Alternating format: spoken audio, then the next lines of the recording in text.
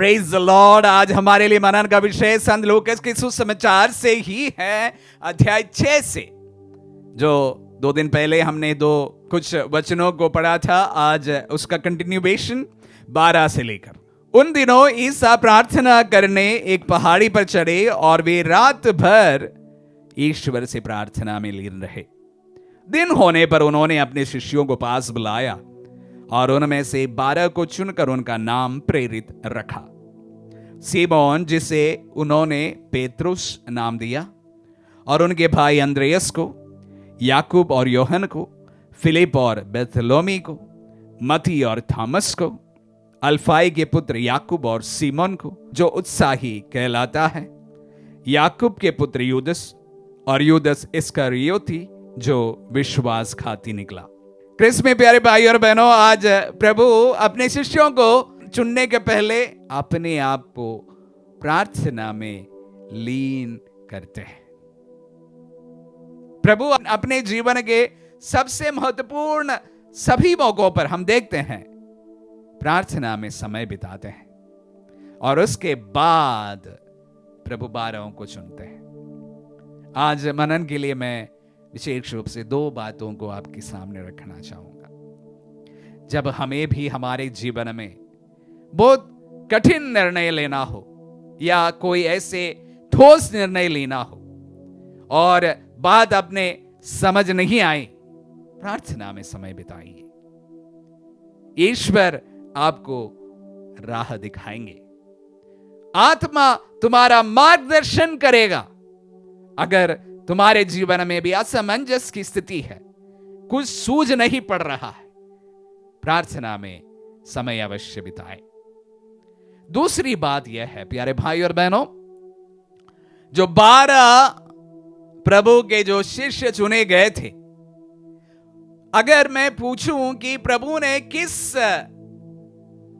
Qualification के अनुसार अपने शिष्यों का चुनाव किया, शायद मेरे पास में कोई जवाब नहीं है। क्योंकि यहां पर हम देखते हैं कि ऐसे ऐसे लोगों को चुनकर लाए हैं, और जो चुनकर लाए हैं उसमें एक पहले से ही प्रभु को जानकारी थी, उनका विश्वासघाती शिष्य बन गया था।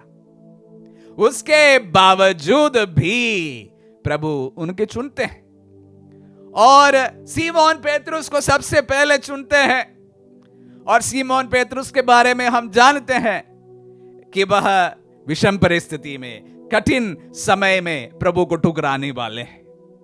इसके बावजूद भी वो उनको बुलाते हैं, ना बुलाते ही नहीं है, उन्हें शिष्यों के सबसे महत्वपूर्ण श्रेष्ठ बनाते हैं, शिष्य प्रधान बनाते हैं, प्रथम पोप बनाते हैं, कलीसिया उन पर स्थापित करते हैं। तो इसलिए मैंने कहा कि प्रभु ने कौन सा क्वालिफिकेशन सामने रखकर ये 12 को चुना था। वो भी रात भर प्रार्थना किए थे। प्रभु को शायद पहले से ही ये जानकारी थी कि जिनको वो चुनने वाले हैं, यूदस इस्करियोती, वो उसका विश्वासघाती शिष्य बनने वाला है। उसके बावजूद भी प्रभु उनको चुनते हैं। मैं हमेशा एक बात आप सबों के सामने कहा, प्रभु की योजना हमारी इस छोटी की बुद्धि के परे बहुत है। हमारी बहुत सीमित बुद्धि है। जिस तरह से हम सोचते हैं वैसे प्रभु नहीं सोचते हैं। उनकी योजना हमारे अनुसार नहीं है, और हमारी योजना या हमारा सोच उनके समान भी नहीं हो सकता है। जिनके पास में इस दुनिया का सारा ज्ञान हो और मेरे पास में जो थोड़ा सा जानकारी है, उसकी तुलना करना बेवकूफी है। इसके बावजूद भी प्यारे भाई और बहनों, प्रभु अपने ऐसे शिष्यों को चुनते हैं जिनका कोई क्वालिफिकेशन नहीं है, वो भी प्रार्थना के बाद। प्यारे भाई और बहनों, विशेष रूप से हमारे जीवन में जब हम प्रार्थना में समय बिताते हैं, धार्मिक जीवन अपनाते हैं, उसके बावजूद भी बड़ी मुसीबतें हमें देखने को मिलता है। परेशानियां हमारे पीछे नहीं छोड़ते हैं, एक के बाद एक, वो भी हम पूरे तरह से प्रभु के धार्मिकता के लीन होने के बावजूद भी।